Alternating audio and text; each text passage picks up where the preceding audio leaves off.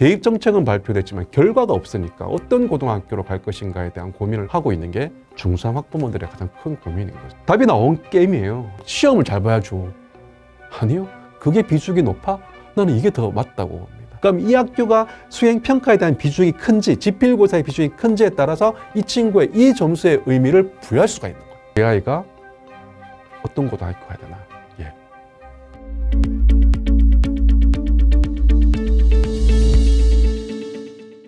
딱 이 시기가 중3 자녀를 둔 학부모들이 가장 고민을 많이 하는 거죠. 어떤 고등학교로 갈 것인가. 대입정책은 발표됐지만 결과가 없으니까 어떤 고등학교로 갈 것인가에 대한 고민을 하고 있는 게 지금 중3 학부모들의 가장 큰 고민인 거죠. 그것도 당연히 답이 나온 게임이에요. 자, 10%가 1등급이고 34%까지가 2등급이란 말이에요. 그러면 석차 9등급 체제를 놓고 본다면은 4등급까지가 2등급 범위에 들어가. 1등급 범위는 10%니까. 근데 대학은 사실은 얘가 1등급 받았지만 10%의 1등급인지 1%의 1등급인지는 알 수가 없는 거잖아. 2등급이라 하더라도 이 친구가 11%의 2등급인지 34%의 2등급인지 알 수가 없다. 34%의 2등급은 9등급 체제에서는 4등급이란 말이야.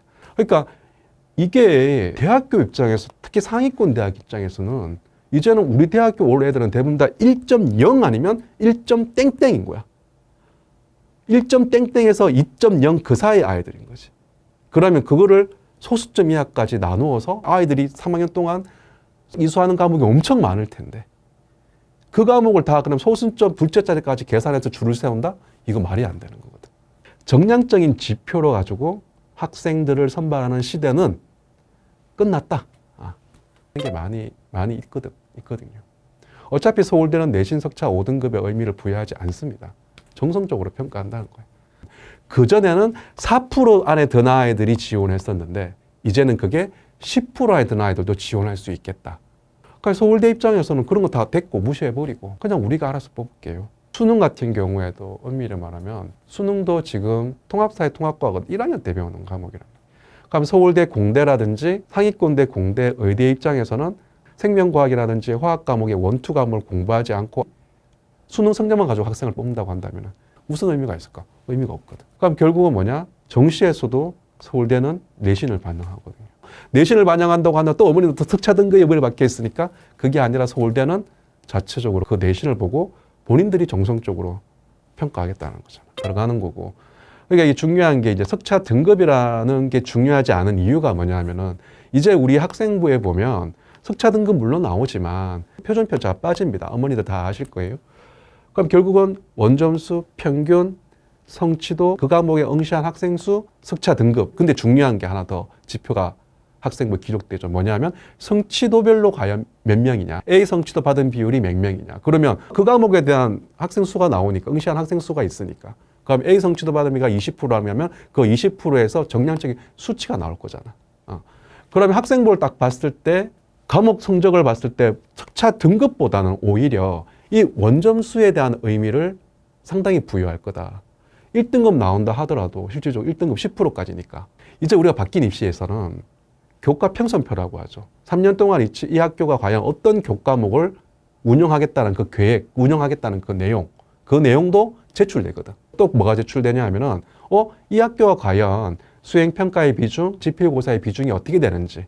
그 다음 또 어떤 게 제공되냐 하면은, 아까 성취도 받으면 성취도별 이제 비율 나온다고 했잖아. 이 A 성취도의 어떤 기준이 뭔가 이걸 또 제공하게 돼 있어요. 내가 원점 몇 점에서 성취도 A를 주겠다라는 그 기준이거든요. 이건 교과목마다 다 다르거든. 학교마다 다르거든요. 중학교 때는 고정 분할 점수라고 해가지고 뭐 중간고사, 기말고사 보고 수행해가지고 90점 이상 나오면 무조건 A를 줬단 말이에요. 근데 고등학교는 그게 아니거든요. 딱 고정 분할 점수로 부여하는 과목이 있고 어떤 과목은 고정 분할이 아니고 그 과목을 운영하는 선생님이 이번에 이 과목은 80점만 넘기면 A를 줄 거야. 이게 기준들이 다 학교마다 다르거든요. 그게 또 제출이 되거든요. 그러면 이 친구가 만약에 어떤 대학에 지원했으면 조금씩 그런 정보들이 같이 들어간단 말이에요.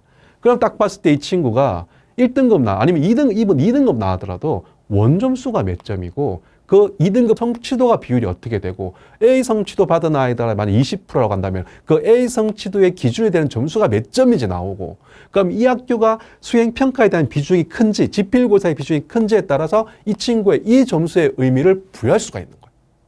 그렇기 때문에 고등학교 선택이 정말 중요하고 그 학교에서 내가 원점수가 진짜 중요해지는 거다. 어떤 학교는 수행과 지필고사 비중이 중간 기말이 60이고 수행이 40이에요. 그럼 이 학교는 시험 성적으로 아이들을 판별한다는 고등학교예요. 대부분의 특목고 자사고는 수행이 비중이 70에서 60%고 지필이 30에서 20, 40. 수행평가 비중이 높다라는 말은 뭐냐면, 이거 정말 중요한 포인트인데, 수행평가의 비중이 높다라는 말은 뭐냐면은 아이들이 충분히 본인들의 그 과목에 대한 역량을 스스로 뭔가 탐구하면서 하겠다는 그런 의지가 강한 아이들이 많다는 거예요. 평범한 일반고의 수행평가 70%라면 말도 안 되네. 이렇게 하는 거는 특목고 자사 환경이 갖춰져. 왜? 우리는 재학생들의 수준이 그 정도 되고 또 학교가 지적 호기심을 충분히 소화할 수 있는 그런 인프라가 갖춰져 있는 학교라는 게 보여주는 거거든. 그러니까 수행평가 비중 높다라고 한다면 틀림없이 좋은 고등학교야.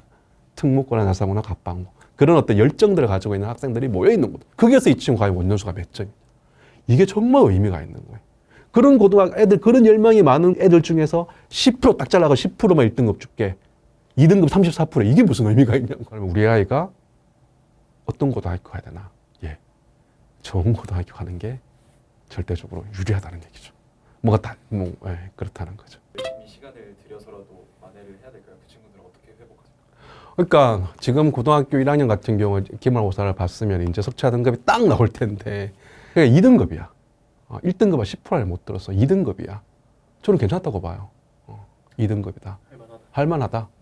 2등급이면 만약에 5과목 딱 올 2등급 나왔어. 그러니까 그 2등급에서도 내가 이제 중요한 포인트, 아까 말했잖아. 중요한 포인트는 원점수인 거야. 정량적으로 내가 가치를 판단하려고 한다. 그럼 여기서 내가 원점수를 높이기 위해서 나는 어떻게 해야 되지? 그럼 우리 학교 상황을 알잖아, 본인들이. 우리 학교 수행평가 비중이 어떻게 되고, 지필고사. 그럼 자기가 어떤 부분에서 약점이 있고 어떤 부분이 부족하다는 걸 안단 말이야. 그럼 그걸 맞추어서 2학기 때 대비를 해야겠지. 그러니까 어떤 식으로.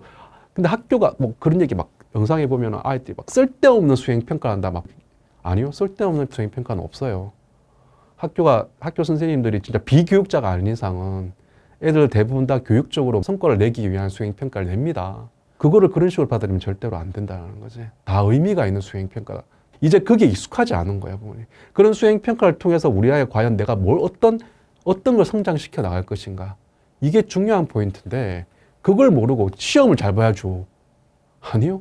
지필 시험만 열심히 그냥 공부하는 시대는 지났어요, 이제는. 그러니까 저는 수행평가도 상당히 중요하다고 봅니다. 본인의 어떤 역량들을 키워나가. 교실에서 학교 선생님이 가르쳐 줄 수 없는 거를 본인이 자발적으로 뭔가 역량을 발휘해서 탐구 역량을 늘리면서 본인의 지적 호기심을 채워나가는 거거든. 저는 정말 좋은, 그게 비중이 높아? 나는 이게 더 맞다고 봅니다. 지필고사의 비중을 올리는 것보다. 하기 때문에 제가 봤을 때 지금의 그 원점수에 대한 가치를 학생들이, 아이들이 알아야 된다. 이 원점수가 어떤 의미가 있고. 그러면 그게 알아야지만이 내가 2학기 때 어떤 전략으로 내가 이 내신을 원점수를 높이기 위해서 내가 어떻게 하겠다는 답이 나올 거다라는 거죠. 그게 중요한 포인트.